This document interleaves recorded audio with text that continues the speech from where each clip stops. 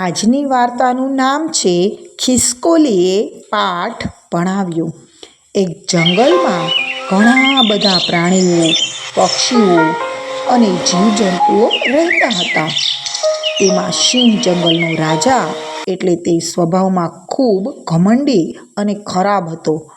તે પ્રાણીઓને ચીડવતો, તેમનો પીછો કરતો અને ઘણી રીતે ડરાવતો રહેતો।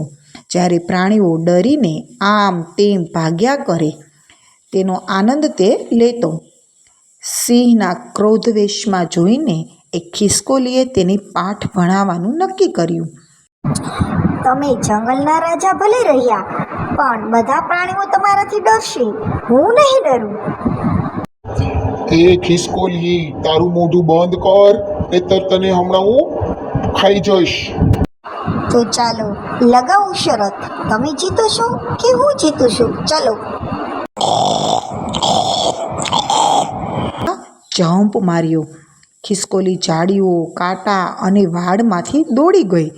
સિંહ પણ તેની પાછળ દોડ્યો, પણ ખિસકોલી જેટલું ઝડપી દોડી શક્યો નહીં। જેમાં ખિસકોલી હતી તે ઝાડીઓ વગેરેમાંથી સિંહ પસાર થઈ શક્યો નહીં।